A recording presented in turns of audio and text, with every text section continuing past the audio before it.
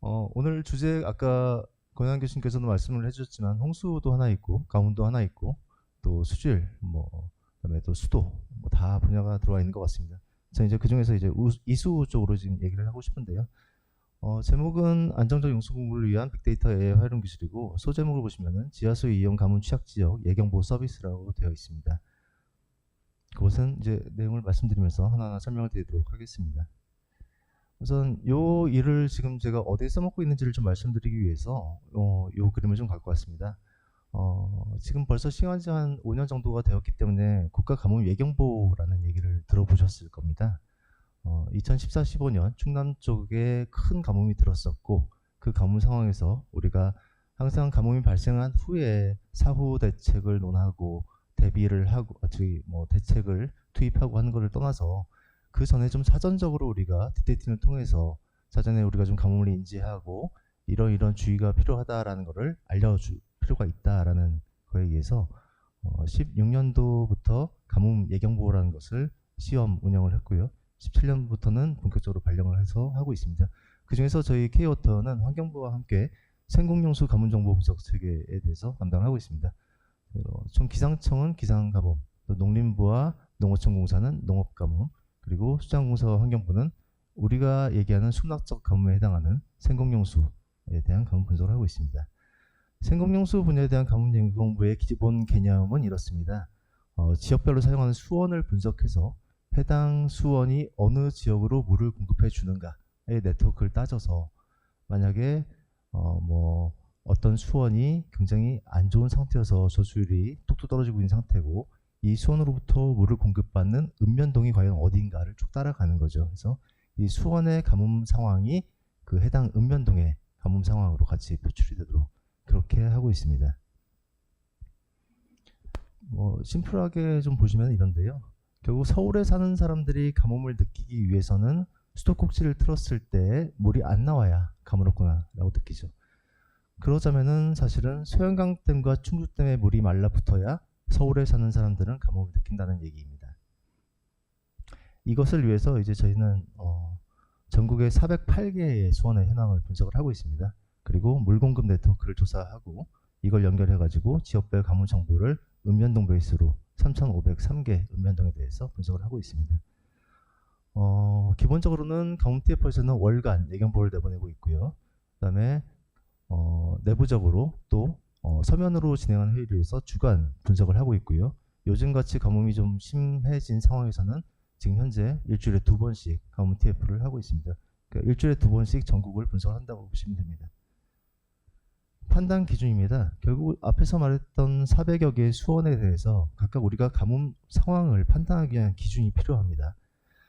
수원의 종류는 여러 가지가 있겠지만 가장 많은 물을 공급하고 있는 곳은 역시나 다목적댐과 용수댐이 될 것입니다. 여기는 그래도 댐 용수 공급 조정 기준이라는 미리 운영하는 룰이라는 게 있기 때문에 거기에 맞춰서 설정하기가 그래도 좀 용이한 지역이고요. 하천 같은 경우도 이제 국가하천 같은 경우에는 갈수 예경보에 대한 기준이라도 좀 수립이 되어 있고 수입표도 있고 하기 때문에 그나마 좀 용이한 부분이 있고요. 지하재 저수지는 조금 이제 문제가 있습니다. 계측 자료가 들어오는 저수지들도 있지만 수원으로 사용하는 저수지 중에 계측 자료가 따로 들어오진 않고 지하체 자체 내에서만 현재 어느 정도의 저수지를 갖고 있다는 것을 체크할 수 있는, 모니터링할 수 있는 그런 대로 이렇게 돌아가는 시스템이 많아서요. 이런 데가 좀 문제가 있지만 저희가 계측 자료를 최대한 다 끌어들여서 이용을 하고 나머지 빈 곳들은 저희가 직접 유선 조사를 통해서 현재 상황을 조사하고 있는 그런 실정입니다. 제일 문제가 되는 게 이 마지막에 있는 기타 지역이라고 되어 있는 곳인데요. 여러분들 흔히 아시는 미급수 지역 생각하시면 될 것 같습니다. 미급수 지역이 사실 우리나라 같이 수도 보급률이 굉장히 높은 지역 나라에서는 그렇게 중요한 지역이 아니라고 생각할 수도 있겠지만 이제 그 전에 이 미급수 지역에 대해서 제가 가뭄 판단할 때 특별한 방법이 없기 때문에 간접적으로 SPI6라는 걸 이용해서 그 상황에 맞추어서 어느 정도 가물었구나라는 걸 간접적으로 판단을 해왔었습니다. 근데 이게 두고두고 계속 문제가 되는 게 이 미국수 지역 같은 경우가 사실은 가뭄에 제일 취약한 지역들이거든요. 왜냐하면 이 지역들은 결국은 지하수 관정을 뚫어서 소규모 급수 시설들로부터 물을 끌어올려서 탱크 저장해 놓고 먹는 그런 지역들이 대부분입니다. 이런 지역들이 차지하는 인구는 크지 않지만 전국의 산재에 있고 또 가뭄 상황이 벌어졌을 때 가장 취약한 지역으로 항상 비상급수 운방수가 일어나는 그런 지역들입니다. 그래서 이 지역에 대한 가뭄 판단을 우리가 어떻게 해야 될 것인가를 이제 고민을 하기 시작했었습니다. 몇 년 전에. 그래서 결국 이제 배경 쪽에서 다시 나오는데, 이 앞에서 말한 수원을 다시 한번 보자면은 다목적댐 이런 걸 다 떠나서 이제 지하수를 수원으로 하는 지방 상수도 시설들이 있습니다. 여기 현재 중북을 제외하고 72개 시설로 나와 있는데요. 지방 상수도 중에서도 대규모 관정을 통해서 지하수를 끌려 올려서 정수를 통해서 공급을 해주는 그런 지역들이 있습니다. 그리고 이 밑에 보시면은 소규모 수도 시설이 있는데, 이거는 말씀드린 대로 상수도 통계에는 급수 지역으로 잡히지만 우리가 수자원 쪽에서 얘기하는 미급수 지역에 해당하는 시설들입니다. 마을 상수도랄지 뭐 이런 것들이죠. 그래서 이런 시설들이 전국에 13,000여 개가 있는데, 그 중에 한 83%에 해당하는 11,000여 개의 시설들이 지하수를 수원으로 사용하고 있습니다. 하지만 이런 시설들은 현재 물을 우리가 끌어쓸 수 있는지, 현재 뭐 물이 얼만큼 수위가 낮아져 있는지 높은지 이런 것들에 대한 계측자를 저희가 구할 수는 없는, 정말 이제 좀 사각지대에 놓인 그런 시설인 거죠. 그림으로 좀 보여드리겠습니다. 전국 그림에서 맨 왼쪽에 있는 그림은 3,500여 개의 읍면동 기준으로 봤을 때 수원의 종류를 구별한 그런 그림입니다. 짙은 파란색으로 되어 있는 부분들은 다목적댐으로부터 물을 받아먹는 읍면동입니다. 그리고 이 노란색 지역들은 하천에서 물을 취수해서 공급해주는 그런 지역들이고요. 보시면은 여기 이제 빨간색, 제주도가 특히 다 빨갛게 보이시죠? 빨간색 지역들이 지하수를 수원으로 사용하는 지역들이라고 보시면 되겠습니다. 요 안에 이제 내륙에 있는 지역들 따로 좀 이게 표가 나게 분리해서 그린 게 두 번째 그림인데, 72개 시설이 결국 69개 읍면동, 47개 상업단지라고 지금 표기가 되어 있는데, 이런 자세한 숫자는 저희가 몇 년 전에 다시 조사한 것들이라 지금 현재하고 좀 안 맞을 수 있습니다. 제가 여기 오기 전에 마지막으로 확인했을 때 저희가 예경부에 적용하기 위해서 모니터링하고 있는 이 지하수를 수원으로 쓰는 지방 상수도 시설들이 91개 읍면동에 걸쳐 있는 걸로 지금 확인하고 왔습니다. 그리고 이 오른쪽 끝에 있는 그림이 바로 아까 말씀드린 것처럼 소규모 수도 시설 중에서 지하수를 수원으로 사용하는 그런 시설들을 보여주고 있습니다. 급수를 분명히 다목적댐으로 받고 있는 광역상수도 내지는 지방상수도를 쓰는 지역들에서조차 소외된 일부 지역들은 이렇게 관정을 뚫어서 물을 퍼쓰는 시설들이 많이 전국에 산지에 있다는 것을 보여주고 있습니다. 그래서 저희가 이제 이 기법을 개발하기에 앞서서 어떤 이제 목표와 제약사항 같은 걸 좀 이렇게 설정해 놓고 시작을 했는데요. 우선 수원의 종류별 가뭄 판단 기준인 저수지 수위, 하천 수위와 같이 어떤 실시간 지하수위 관측자를 이용한 수원으로서의 지하수를 보는 거죠.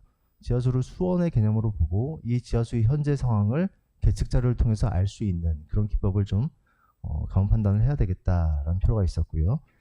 결국 소규모 시설들 각각 시설들에 대한 계측자료를 구할 수가 없기 때문에 가장 신뢰할 수 있는 계측자료는 저희는 국가지하수 관측망 자료를 이용하게 되었습니다. 이게 아무래도 자료가 관리도 되고 있고 실시간 자료 취득의 용이성도 있어서요. 그리고 두 번째로 관계부처 공통으로 제가 가뭄 현황 말고 이제 전망을 위한 저희가 1, 2, 3개월 전망까지를 하고 있는데, 전망을 위해서 사용하는 자료는 전 기관 공통으로 기상청에서 내보내주는 1에서 3개월 확률 전망과 정량 전망을 이용하고 있습니다. 그래서 이 전망 자료를 그대로 이용해서 지하수도 전망을 할 수 있는 기법을 만들어야 할 필요가 있었고요. 다음 세 번째로 이제 평상시 월간 주간 또 가뭄 상황이 심각해졌을 때는 수시로 이런 분석이 이루어져서 제공이 되어야 되는데, 예경부 특성상 저에게 주어진 시간은 거의 한 반나절 안에 모든 걸 다 해치워야 되는 그런 상황입니다. 그래서 전국을 분석할 때 반나절이 넘어가면 안 되는 거죠. 물리 모형은 죽었다 깨어나도 이거를 커버할 수 없는 시간이 나옵니다. 그래서 좀 더 빠른 시간 안에 분석이 완료될 수 있는 데이터 드리븐 모형이 필요했던 거고요. 그 다음에 네 번째로 소규모 수소시설의 경우에 전국에 11,200여 개 시설들이 있는데 각각에 대한 개별 분석은 사실상 불가능합니다. 우리가 특별히 관심이 있어서 어느 요 지역을 샘플로 잡아서 지하 수위를 전망하고 한다면은 물리 모형을 사용해서 모드 플로우를 쓰든 뭘 하든 해볼 텐데, 이제 개별 분석이 사실상 불가능하기 때문에 이거를 어떻게 하면 좀 전국적으로 한꺼번에 좀 돌릴 수 있을까 고민하다가 결국은 이제 좀 업스케일링을 시킨 거죠. 이렇게 시군별로 묶었습니다. 공간적으로 좀 묶어서 평균적인 거동을 보다 보니 결국은 안 보이던 그런 강우와 지하수 간의 패턴들이 보이기 시작했던 것이죠. 그래서 뭐 이런 이제 전체 조건들을 가지고 시작을 했습니다. 기초 자료입니다. 최대 1290개의 강우관측소인데요. 기상청 자료뿐만이 아니라 환경부와 K호텔에서도 갖고 있는 지정 강수량 자료를 최대한 이용을 해서 강수량 자료가 들어가고요. 결국 우리의 타겟은 강수량과 지하수의 상관성을 매칭을 시켜서 결국 앞으로 비가 얼마큼 올 거라고 예상이 되면은 지하수위가 어떻게 변하겠다라는 걸 전망하는 게 결국 목표입니다. 그래서 결국 이제 강수량은 1290개 관측소를 다 쓰고요. 이거를 시군별로 일 단위, 월 단위 다 자료를 저희가 만들고 있기 때문에 이 자료를 그대로 이용을 합니다. 그리고 지하수위 자료입니다. 국가지하수관측명 그때 만들 당시에 이제 412개소였는데요. 지금은 이제 조금 더 늘었습니다. 없어진 것도 있고 좀 더 늘은 것도 있고 해서 전망 모형을 위해서 우선 뭐 좀 장기간 관측이 된 관측소들을 좀 추려봤더니 한 288개가 나오더라고요. 이거 가지고 자료를 좀 못 쓰겠는 거 좀 구분해서 하나하나 다 보다 보니까 결국 초창기에 만들 때 254개의 관측소를 사용을 했습니다. 이런 관측소 자료들이 있고요.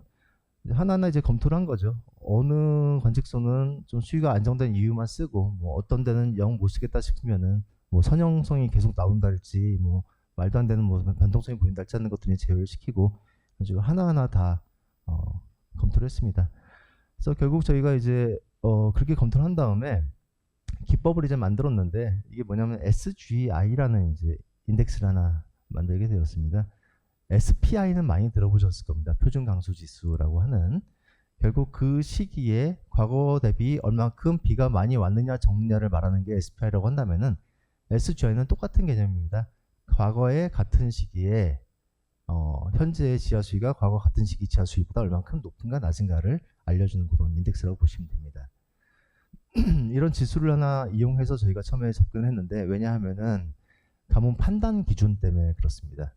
판단 기준을 각 지역마다 따로따로 설정을 할 수 없기 때문에 표준화시켜서 지수화를 시켜놓으면 결국 이 지수에서 뭐 마이너스 1 이하, 뭐 마이너스 1.5 이하 판단 기준을 하나로 갖고 갈 수가 있는 거죠.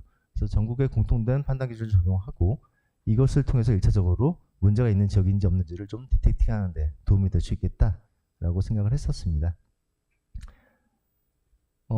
SGI 샘플입니다. 지금 저 왼쪽 이 그림을 보시면은 1월부터 12월까지 각 월별 자료들을 다 모아놓고 분포를 그렸을 때 나오는 그 모양이라고 보시면 됩니다. 밑에 X축은 지하 수위이고요. 그래서 만약에 뭐 현재가 6월인데 6월에 현재 수위가 지하 수위가 약 20해발, 20m다라고 한다면은 이 정도 해당이 될 테고, 그럼 과거 6월달 전체의 요 분포 대비 한 70% 정도 해당한다. 그럼 이제 0.7이라고 하는 이제 퍼센타일 기준이 되고, 그 0.7이라고 하는 거를 다시 정규 분포로 옮겨서 역함수를 구하게 되면은 그 나오는 지표가 이제 지하수 지수가 되는 거죠. SGI라고 하는. 이제 그런 식으로 이제 뽑는 거고요. 어떤 분포형이 제일 이 지하수위를 잘 따라갈까를 이제 여러 가지 분포들을 다 놓고 비교를 하다 보니, 지하수위가 사실은 자료가 굉장히 많다고 하더라도 일반적인 정규분포를 따라가거나 그러지는 않습니다. 그리고 굉장히 좀 특이한 뭐 형태들을 갖는 데들 많이 있고요. 그래서 결국은 이제 최종적으로 가장 그래도 지하수위의 분포를 잘 따라가는 이제 커널, 이제 비묘호수 커널 분포를 이용을 해서 KDE로 디텍팅을 했습니다. 뭐 SGI 산정 과정은 이렇습니다. 앞에서 말씀드린 것처럼 월별 요 분포를 가지고 현재의 지하수위가 요 분포에서 몇 퍼센트 정도에 해당하는가를 찾을 수가 있고, 이걸 다시 정규 분포로 그대로 같은 퍼센타일로 옮겨가지고 역함수로 내리면은 결국 SGI라고 하는 표준 지수를 뽑아낼 수 있는 거죠.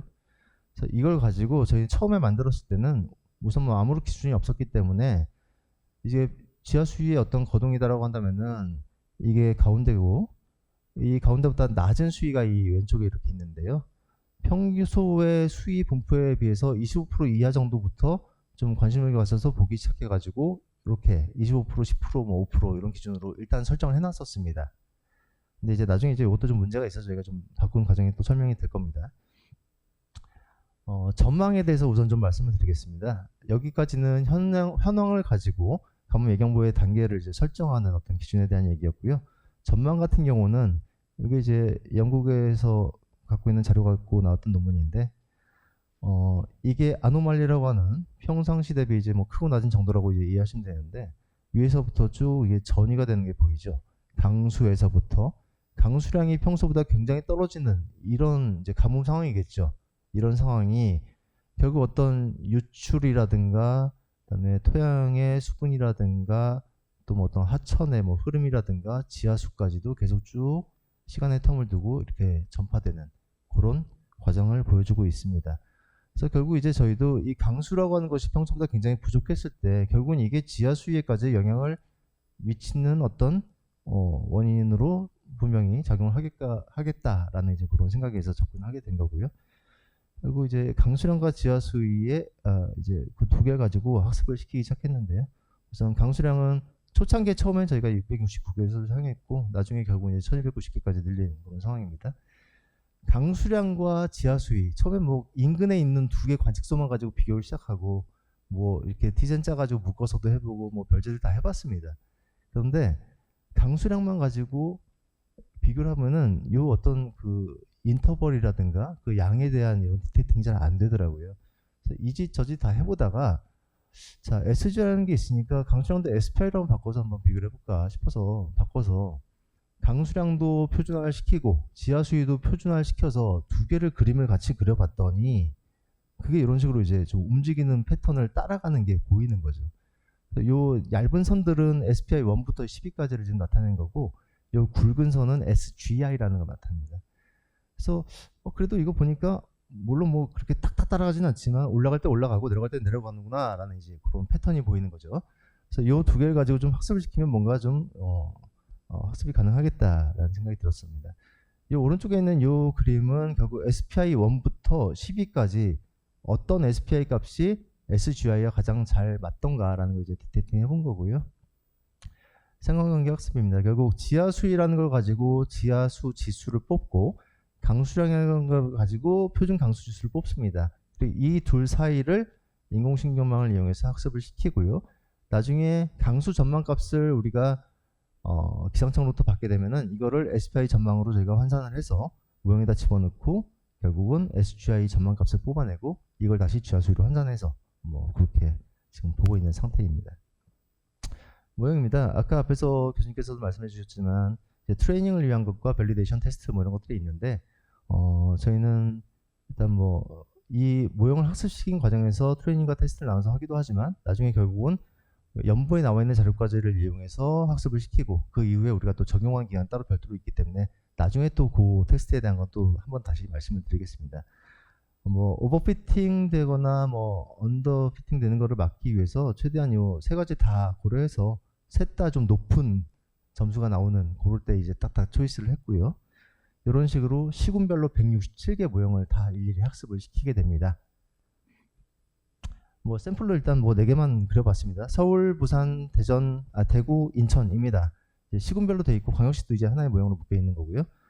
뭐 여기서 보듯이 까만색이 관측된 SGI 값이고요. 빨간 선이 이제 모형으로 학습시켜서 앞부분 나오는 거 SGI 값입니다. 그래도 뭐 이 정도면은 또 뭐 터무니없는 값이 나오진 않고 있는 거를 이제 확인하실 수가 있고요. 굉장히 사실은 어떤 모형으로 치자면 굉장히 잘 맞는 수준입니다. 굉장히 잘 따라가고 있고요. 그래서 모형 자체는 그래도 좀 자신이 있었는데 결국 나중에 하다 보니까 모형 자체가 문제가 아니라 결국 강수 예보가 좀 문제가 되는 그런 상황이 발생하더라고요. 이렇습니다. 초창기 이 모델들 167개를 만들어서 시군별로 모델의 상관계수를 쭉 비교해놓고 보니까 뭐 이렇습니다. 좀 상관적이 잘 안 맞았었고요. 평야지 때는 되게 잘 맞았었습니다. 근데 이제 요게 자료가 계속 한 해, 두 해 더 추가가 되고 연보 자료가 계속 추가가 될수록 우리가 모형을 매년 1년에 한 번씩 계속 갈아엎습니다. 그래서 갈아엎고 결국 올해 4월 달에 완료한 올해 이제 계속 쓰는 모형은 이제 이렇게 모형 상관계수는 다 0.7 이상으로 맞춰놨습니다. 물론 이 밑으로 내려오는 게 몇 개 있긴 있었는데 아시지 않습니까? 조직에서는 이게 밑에 내려가 있는 거를 빨리 끌어올리는 게 또 목표 중에 하나이기 때문에 여기 조금 오버피팅 시킨 데도 몇 군데가 있긴 있습니다. 상관성을 높이기 위해서. 전체적인 프로세스를 그림을 보면 이렇고요. 뭐 앞에서 설명드렸던 내용들인데 그걸 하나하나 그냥 늘어났다고 보시면 됩니다.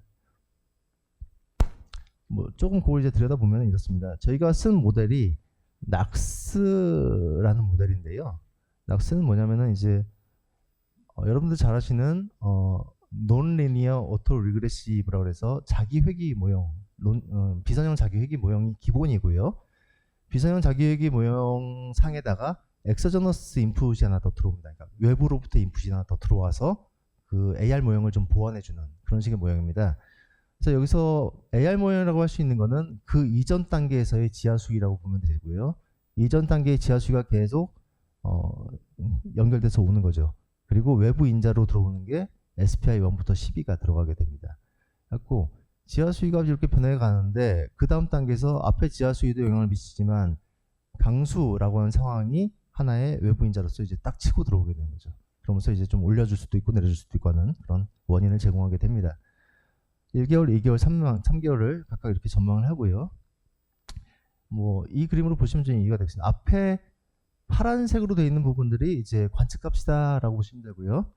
여기 점선 주황색으로 되어 있는 게 모델을 통해서 나오는 아웃풋 값이다라고 보시면 됩니다.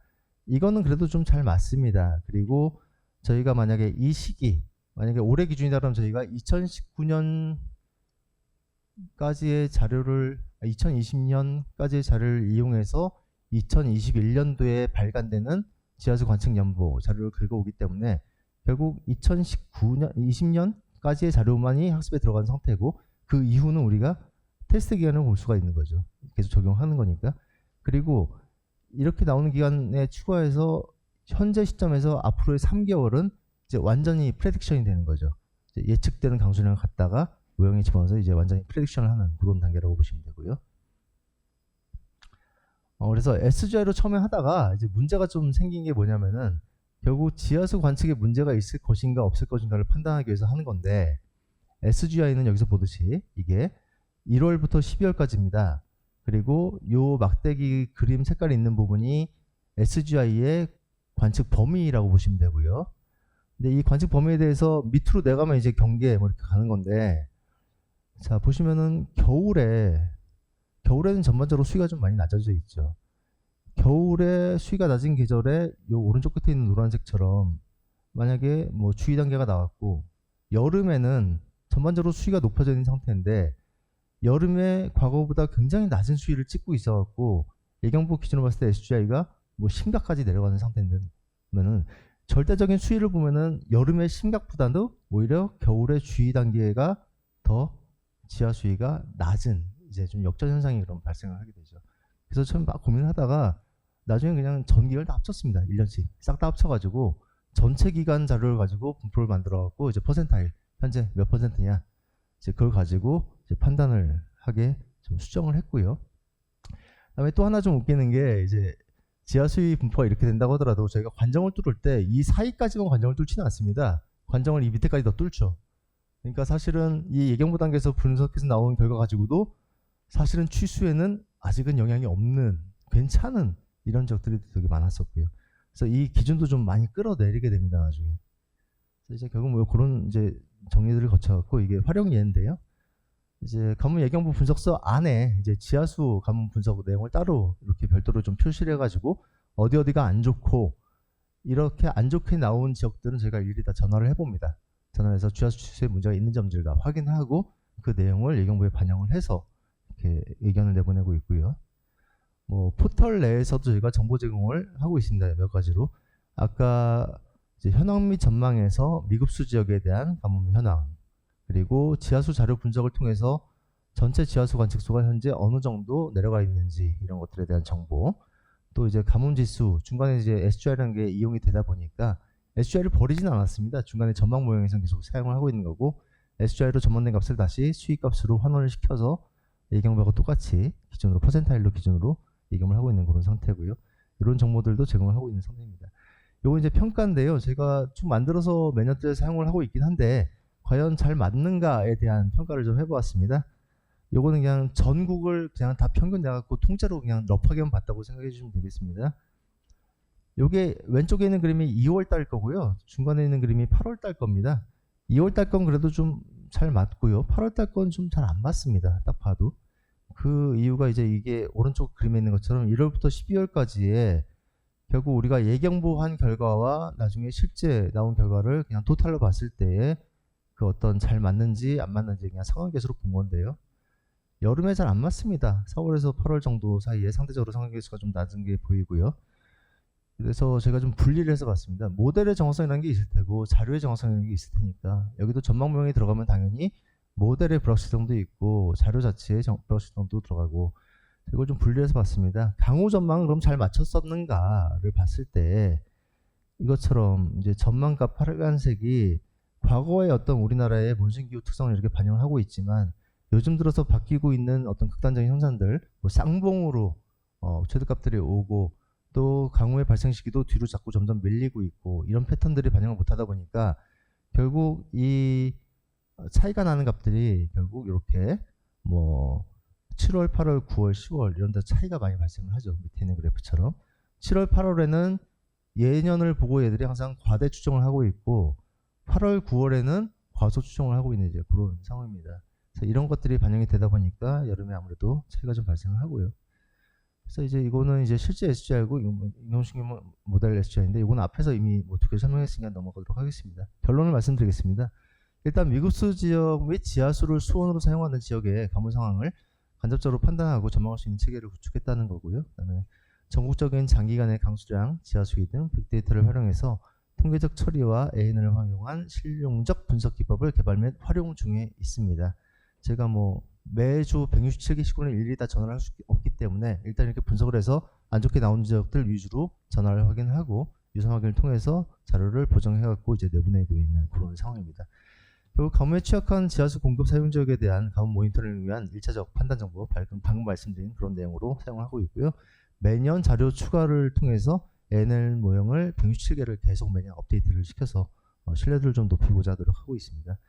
또 이제 통계적 의미를 갖는 이제 퍼센타일 값을 기준으로 일단 설정이 되어 있지만 예경보 단계를 실제 수위 상황과 계속 모니터링 좀 해보면서 과연 어느 정도 바다로 깔렸을 때 진짜로 위험한가에 대한 실제적인 좀 값들을 찾아나갈 수 있도록 노력을 해보도록 하겠습니다. 그리고 이제 관측자를 이용한 직접적인 가뭄 판단을 위해서는 이제 현장 상황에 대한 기초 조사를 할지 다양한 계측 시설들의 설치, 또 지속적인 기초 자료의 품질 관리, 또 체계적이고 자유로운 자료 공유 환경 구축 등이 필요하며 이런 걸 통해서 결국 뭐 제가 오늘 말씀드린 것 같은 이런저런 데이터 기반의 모델들도 해보고 이런저런 뭐 노력들을 해볼 수 있을 것 같다라는 말씀을 드리고 발표 마치도록 하겠습니다. 감사합니다.